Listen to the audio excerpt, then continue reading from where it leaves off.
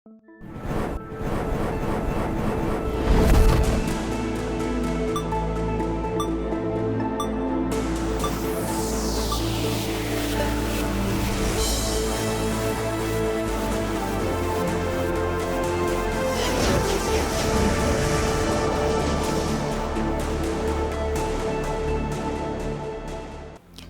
երեկո, Փակ TV եթերում լուրերի հետքերով հաղորդումն է։ Մենք աշխատում ենք ամենօրյա ռեժիմով, որպեսզի մեր հեռուստադիտողը մշտապես լինի տեղեկացված։ Ինչպես նաև շնորհակալություն ենք հայտնում բոլոր նրանց, ովքեր շարունակում են հետևել մեր եթերներին։ Շարունակեք մնալ Փակ TV-ի հետ լուրերի հետքերով։ Ալիևի հերթական խաղաղասիրական քայլը։ Ադրբեջանում ներում կշնորհեն Հայաստանի եւ Արցախի դեմ ագրեսիաների մասնակիցներին։ Ադրբեջանական գործակալությունը հայտնում է, որ նախագահ Ալիևը համաներում հայտարարելու նախաձեռնությամբ է հանդես եկել։ Համաներման մասին օրենքի նախագծի համաձայն նախատեսվում է պատժից կամ քրեական պատասխանատվությունից ազատել 44-օրյա պատերազմում եւ 2023 թվականի սեպտեմբերի 19-ից 20-ը Լեռնային Ղարաբաղում իրականացված գործողությունների, ինչպես նաեւ այդ գործողությունների ընթացքում զոհվածների կամ անհետ կորածների մերձավոր ազգականներին քաղաքացիական բնակչության դեմ Հայաստանի ռազմական պատասխանի հետևանքով հաշմանդամ դարձած անձանց, ինչպես նաեւ կանանց 60 տարեկանից բարձր անձանց եւ Ավելին, նախագծի համաձայն մի շարք անձինք, որոնք դատապարտվել են ազատազրկման լուրջ հանրային վտանգ չներկայացնող կամ ոչ այնքան ծանր հանցագործությունների համար, կազատվեն բանտից կամ կկրճատվի նրանց պատժի չկրած մասը։ Ադրբեջանի նախագահի կողմից Միլի Մեջլիս ներկայացված համաներման մասին օրենքը ենթադրաբար կլինի ամենամեծ համաներումը կալանքից ազատ արձակված բանտարկյալների թվի առումով։ Այսպիսով, կանխատեսվում է, որ համաներումը կազմի ընդհանուր առմամբ ավելի քան 20,000 մարդու վրա։ Կանխատեսվում է, որ ավելի քան 5,000 կալանավոր կազատվի, ավելի քան 3,000 դատապարտյալի պատիժը կմեղմացվի, ավելի քան 7,000-ը կազատվի ազատության սահմանափակումներից եւ ավելի քան 1,000 մարդ կազատվի քրեական պատասխանատվությունից։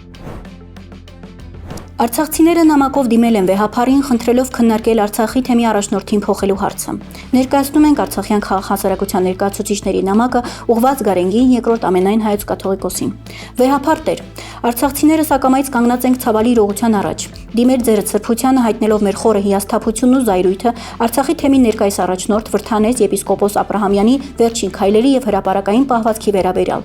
Խիստ մտահոգիչ եւ անասելի վիրավորականներ բոլորիս համար տեսնել, թե ինչպես է Վրթանես Աբրահամյանը խախտելով մեր Սուրբ եկեղեցու օրենքները փաստացի ամբողջացել ազգընտրալ եւ օծյալ ամենայն հայոց հայրապետի դեմ, ով մշտապես իր անքակտելի ուշադրության կենտրոնում է պահելու պահում Արցախ աշխարհի եւ արցախահայության խնդիրները, հանդես գալով մեր իրավունքների պաշտպանության կարևորագույն նախաձեռնություններով, այդ թվում միջազգային բարձր հարթակներում։ Մեզ համար անընդունելի է նաեւ այն, որ Վրթանես եպիսկոպոս Աբրահամյանը, ով կոչված է պաշտպանելու իրեն հանձնված սրբություններն ու հավատավոր ժողովրդին, այդ կոչմանը հակընդդեմ գործողություններ է կատարում։ Նա մասնավորապես հարգանքի ու պատվի արժանացնում Արցախն իր վանքերով, եկեղեցիներով, խաչքարերով, գերեզմաներով ու սրբավայրերով թշնամուն հանձնելու քաղաքական որոշման թիվ 1 պատասխանատուին, փաստացիորեն միանալով վերջինիս հակաեկեղեցական սրբապիղծ արշավին։ Նման քայլը թե իր բովանդակությամբ, թե իրականացման ձևով մեր բոլորի կողմից ընկալվեց ոչ միայն խոնարհում Նիկոլ Փաշինյանի առջև, այլ նաև վերջինիս քայլերի ուղղակի արդարացում, ինչն իհարկե առաջացրեց Արցախի մեր ժողովրդի արդարացի զայրույթն ու վստահության կորուստը տվյալ հոգևոր առաջնորդի նկատմամբ։ Առանձնապես ցավալի է, որ մեր հավատավոր ժողովրդի բազում դիմումներին պատասխան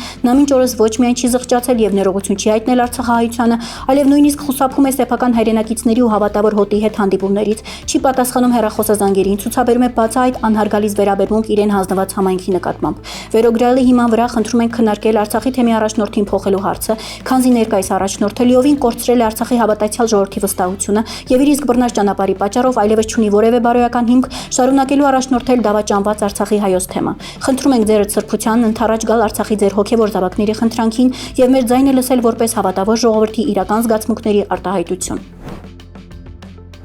Իրանն առաջին անգամ բացահայտորեն դեմ է արտահայտվել Թրամփի երթուղուն, այդ նախագիծը համարելով սպառնալիք իր ազգային անվտանգությանը։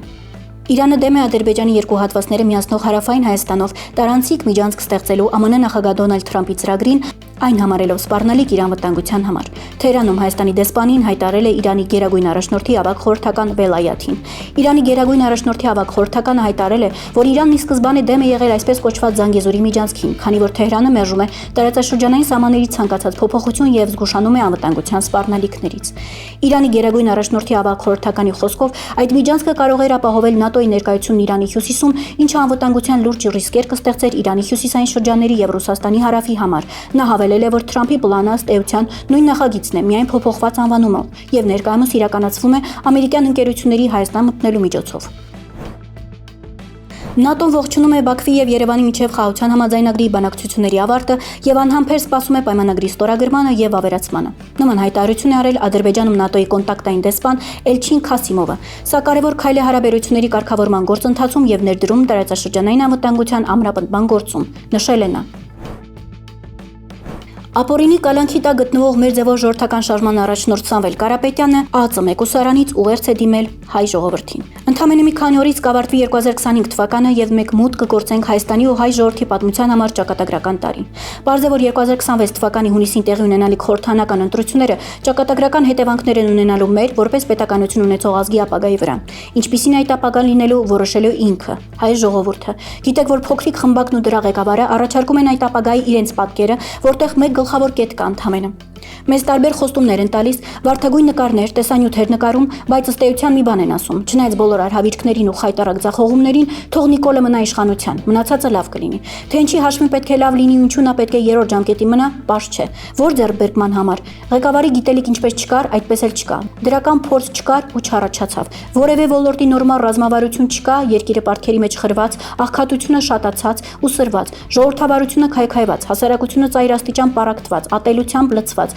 հայ առաքելական Սուրբ եկեղեցին վտանգված, հայկական սփյուռքը հայրենիքից մեկուսացված ու այս տխուրցանքը կարելի է դեռ երկար շարունակել։ Բայց այս ամենը արձանագրելը նորություն չէ։ Կարծում եմ ավելի կարևոր է այլընտրանք առաջարկելը, որպեսզի մեր քաղաքացիները բարձ ընտրություն ունենան եւ միայնակ չլինեն իշխանական քարոզչության հետ։ Մեր ժողովուրդը արդարության կարոտ է մնացել ու մենք պետք է կատարենք մեր ժողովրդի երազանքը, նշել է կալանավորված Սամվել Կարապետյանը։ Եվ վերջում օրվա տեսանյութ մեծանուն շանսոնյե Շարլ Ազնավուրը ինչ հպարտությամբ է խոսում հայոց լեզվի, Հայաստանի ու հայերի մասին։ Լեգենդար երգիչ Շարլ Ազնավուրը տասնամյակներ շարունակ բացարձակ հեղինակություն է եղել աշխարհով մեկ սփռված հայերի բազմաթիվ սերունդների համար։ Նա իր հայրենիքին ու նրա ժողովրդին անշահախնդիր ծառայելու օրինակ ցույց տվեց։ Հայերեն գրեմ խոսիլ։ Նա արմենսկը մագու։ Ուրիշ բան է։ Բայց հայերենը ընտանիքիս լեզուն է։ Բեմի վրա чем խոսած հայերեն։ Армянский язык моей семьи, и на сцене я по-армянски не говорю. Իմին բեմի լեզուն ֆրանսերեն է։ Язык на сцене для меня французский, мой язык. Բայց տեսակ որքան ինչ չլա քիչ մը հայերեն գխոսիմ։ Несмотря на это, я немножко на армянском видите, поговорил. Այսօրվա համար այսքանը։ Իսկ դուք շարունակեք մնալ Փակ TV-ի հետ լուրերի հետքերով եւ մի մոռացեք դառնալ մեր YouTube-յան ալիքի հետևորդը։ Ինչպես նաեւ շնորհակալություն ենք հայտնում բոլոր նրանց, ովքեր շարունակում են հետևել մեր ալիքին։